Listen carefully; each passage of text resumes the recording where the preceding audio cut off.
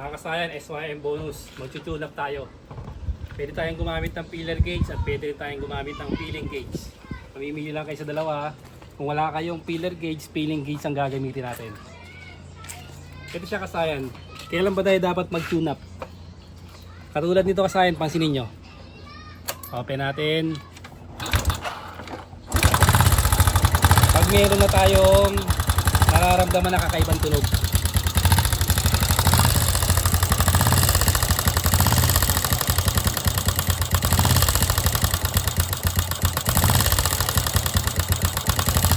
makalansing na yung ating motor.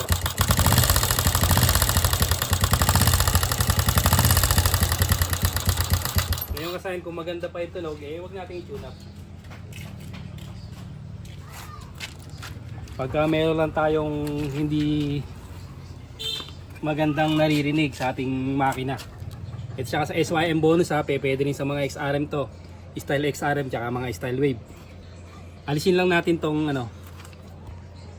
ating takip ng pagtatap dead center natin, TOTDC. Gagamit tayo ng 17 ng SYM ha. Tapos 17 sa pagtanggal ng tappet cover. Ito siya.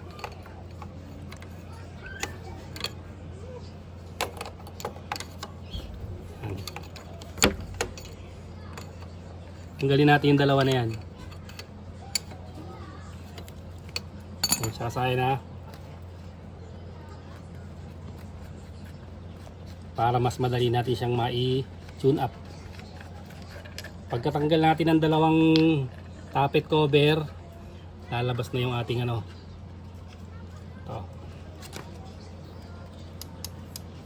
Ito siya kasaya na. Yan. Dito pa lang pag kinalog yung ganon, kaya hindi na maganda yung tunog malagatik na kagad. Ibig sabihin niya yung nagbibigay ng tunog sa kanya. Tapos dito, hanapin natin yung 17 to kasayan ha, 17 din to. Dito hanapin natin yung T, tutukan mo dito. Kailangan hanapin natin dyan yung T, o top dead center. Yan, nung na yan. Pag lumabas na yan, susunod na yung F. F, tapos T. Tutok natin sa may guwit. Okay. Tapos kalugin natin. Ito. Ayan siya kasay Ayan. Makalog siya parehas makalog. Ngayon kasay kung hindi siya makalog, ipihit nyo pa uli ng isa. Iikot nyo uli siya ng isa pa. Kung sakaling hindi siya hindi siya makalog. Pag kinalog nyo siya, wala kayong makalog. Ibig sabihin isang ikot pa. Isang ikot dito ganito Dito, ikot nyo lang uli siya. Ang pag-ikot niya ay counterclockwise So, basta tutok na natin ito sa T dahil nakuha na natin yung tutok lang natin sa T may pinakaguwit naman Tapos gagamit tayo dito ng number 9. Ito. Pero mas maganda sana kung yung number 9 nyo yung ganito o yung parang ganito. Para meron siyang mas madali siyang timplahin yung pabilog.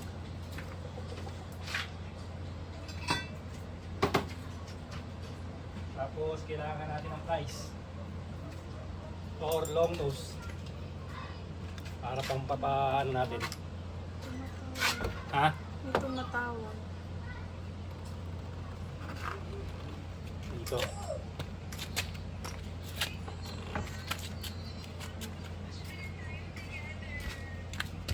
Tutok mo nito. Ito sana yung ganito sana na 9 mas madali.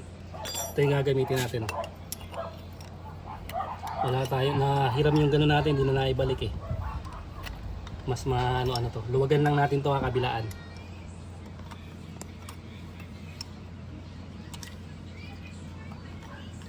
Mas madali kung bilog yung pang luluwag natin. Hanapin lang muna natin magandang position. Kabila tayo.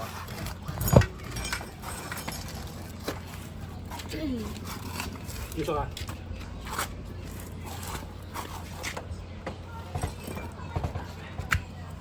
Siya kasaya na mas madali. Luwagan natin to ha. Tapos luwagan din natin to.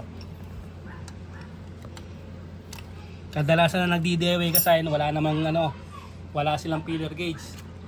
Kaya peeling gauge gagamitin natin. Tansyahan lang gagamitin natin ha. Pag luwag natin, tiyan natin to higpitan, itong dulo.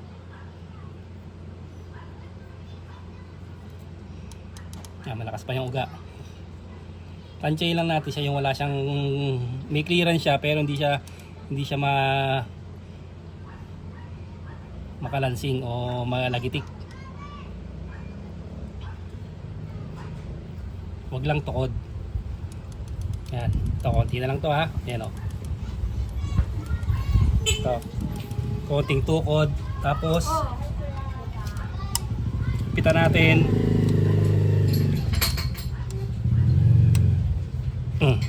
Kalugin natin. Okay, pagkalog natin ng ganito, umigpit siya. Ngayon, luwagan natin siya ng konti.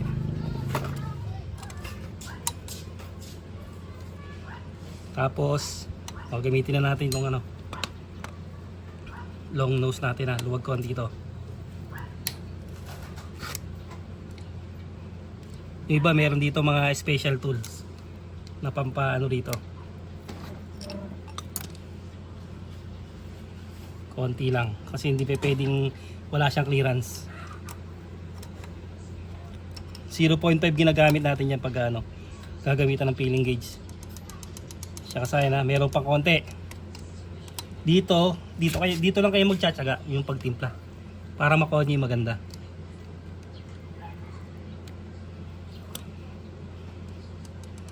Ito. May mapapansin ka ditong konting tunog. Lipat mo nga itong ano natin, mic. May langis yung kamay ko eh. Lipat mo dito sa malapit sa meno.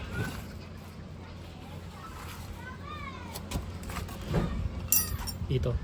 Eh siya kasi na pag inuga natin siya, may clearance siya. Oh. May konting clearance siya. Oh, tapos lipat tayo sa kabila. Ganun din yung gagawin natin ha. Parehas lang natin ng 0.5.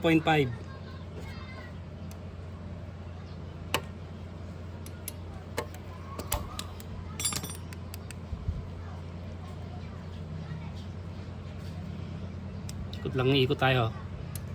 Yan, maluwag pa. Dito kailangan medyo may tiyaga kayo dito. Try and error tayo dito. Tatansyahin na natin kaagad ng maayos para isahan lang.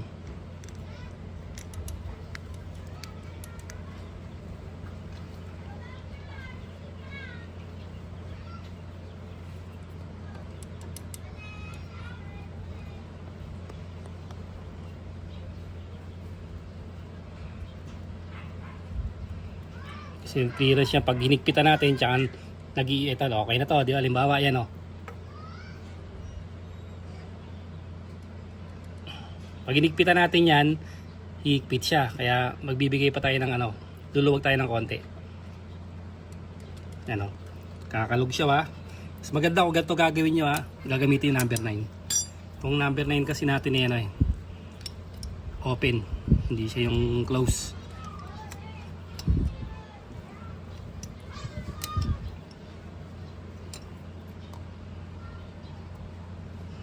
Oh, wala na siyang kalog. Ibig sabihin, tukod. Luwag konti, tapos luwag din konti ito.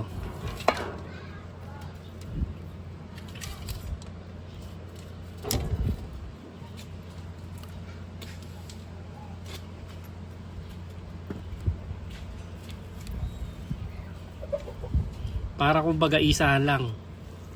Pagka naiset nyo na, okay na siya. Sobra.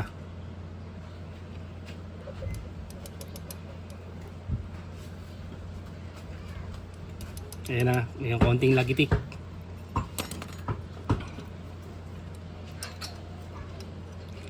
Pag hinigpitan natin,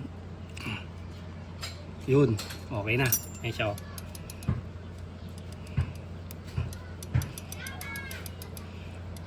Meron pa siyang konting lagitik. Itong kabila, ganun din. Ito siya ba? Tutok mo yung ano natin, yung mic natin. Sa pinaparinig natin. May konti siyang ano yun yung clearance niya. Napapalagitik natin siya pag inaano natin siya, ano. Pag nakukulangan pa, pwede naman siyang mas maigpit pa. Bakit naman kasi kasaya yung masyadong maigpit? Yung gagawin natin yung tama lang.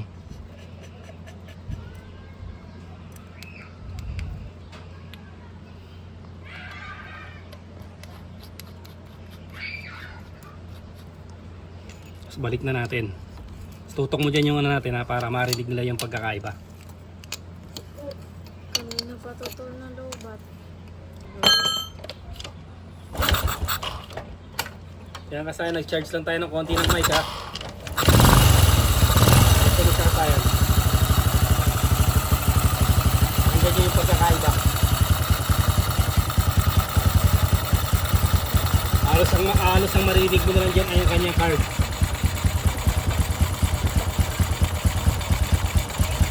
Pagka hindi pa umiingi ka sa'yo, huwag kang mag-tune up. Hindi pa umiingay yung motor mo. At kung hindi rin naman tukod at hindi rin mahirap mag-start, hindi rin kailangan galawin yung ating valve clearance. Mas pangit pa yung madalas mas pa-tune up. Dapat pag meron kang narinig na hindi kaaya-ayang tunog, yun, tsaka pala siya i-tune up. Ganoon lang mag-tune up ka sayang. Ngayon kasayang kung walang ganito, halimbawa ito. Dito tayo. Halimbawa, magdi-DIY ka, wala ka naman ito. Wala kang pampihit. Ganito naman yung gagawin mo. Kikik mo lang siya hanggang sa tumapat sa tutok mo dito. Kikik mo siya ng dahan-dahan. Ano siya kasahin? Kikik mo lang siya ng dahan-dahan. T na ba yan? Hindi pa to. Hanggang sa tumapat lang siya sa letter T. Kasi wala kang halimbawa pang pihit dun eh. Ganito naman ang gagawin mo. Sakik ka lang siya mag-ano. Yan siya kasahin, ha. Iano mo lang siya. Pa-konti-konti lang. Yan, pansinin nyo, konti-konti lang. Ganito naman yung gagawin kung wala kang pang pihit dun. Kasi syempre DIY, kulang sa gamit. Tsaga-tsaga lang din. Yun. Ati na. Yan siya kasahin, no. Tapos dito naman, kung wala kang pambukas naman dito, ay dito, tutok mo muna to. Kung wala ka naman pambukas nito, dito sa may spark plug. Dito ka naman pupunta kung wala kang pambukas niyan, ano. Ito yung ginagawa natin sa ating mga pantra na motor.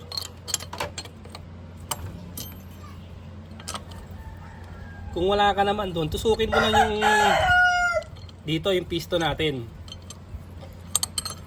Ito yung kasahin na dyan, oh. Kuha ka lang dyan ng pantusok.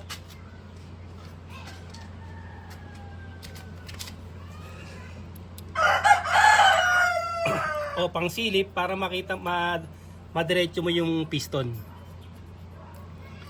Yung piston na naka top dead center dito. Pwede rin yun kung wala kang pambukas doon. Kick lang din, sipa-sipa lang din dito pag mag-tune up. Maraming parang kasahin sa pag-tune up ng ating motor kung kulang yung ating tools na gagawin para yung ating motor ma-tune up natin. Mas maganda yung DIY kasi mas magiging gamay natin. Tsaga-tsaga lang hanggang sa ma-perfect natin yung pag-tune up. Kung maingay pa rin, konting adjust pa. Kung humirap siyaumi-start, ibig sabihin tumukod siya. Adjust na naman ng konti. Luwag naman lang siya ng konti. Kasi pag tumukod to kasahin, mahirap siya mag-start. O pag nasobrahan sa tukod, di siya i-start.